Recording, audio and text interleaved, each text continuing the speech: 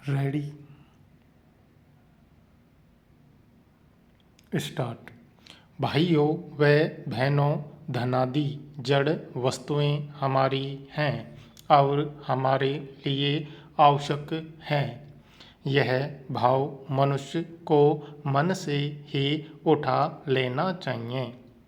मनुष्य को कभी भी उत्पाती विनाशशील वस्तुओं का आश्रय नहीं लेना चाहिए।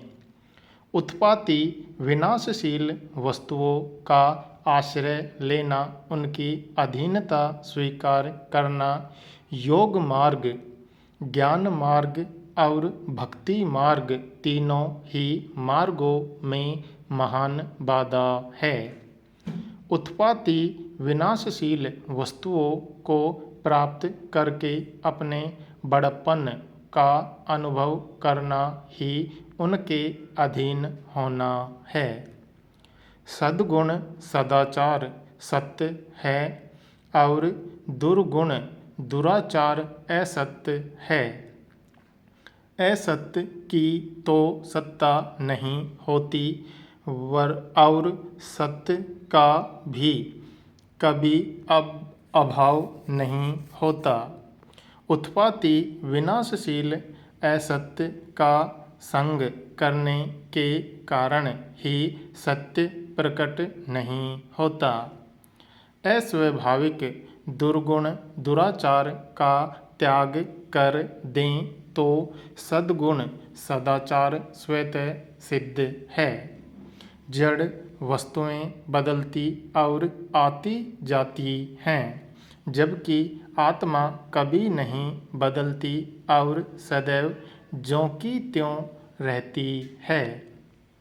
केवल प्रकृति के अंश को पकड़ने से यह सर्वथा स्वाधीन होते हुए भी पराधीन हो जाती है और जन्म मरण के बंधन से बंध जाती है। आध्यात्मिक उन्नति में सांसारिक वस्तुएं, योग्यता आदि की बिल्कुल आवश्यकता नहीं है।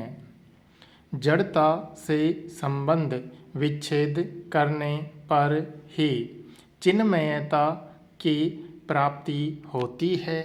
वास्तव में चाहे धनवान हो या निर्धन, मन से धन की इच्छा का त्याग करने पर दोनों समान हैं।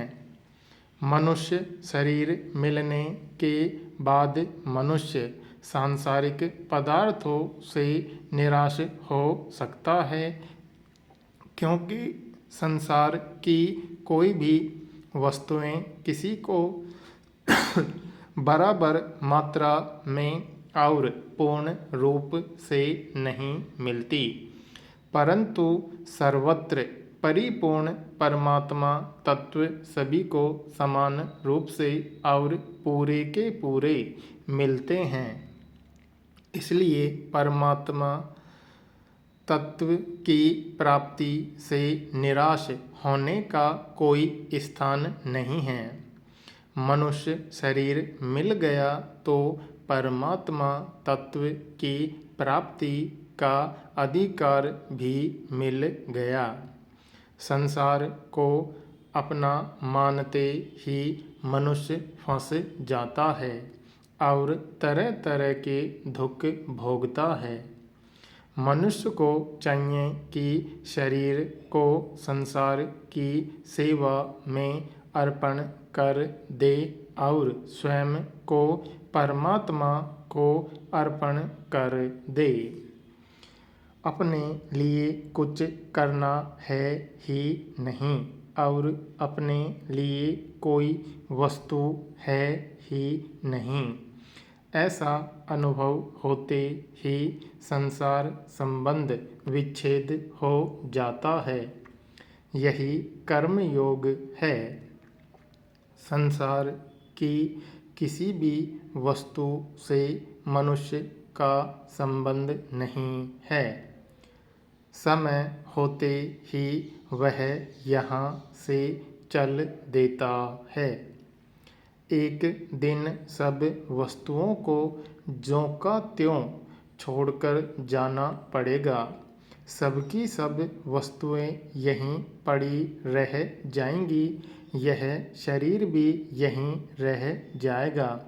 इसलिए जब तक संसार में रहना है तब तक निष्काम भाव से दूसरों की सेवा करनी है। जब जाएंगे तब साथ कुछ ले नहीं जाएंगे।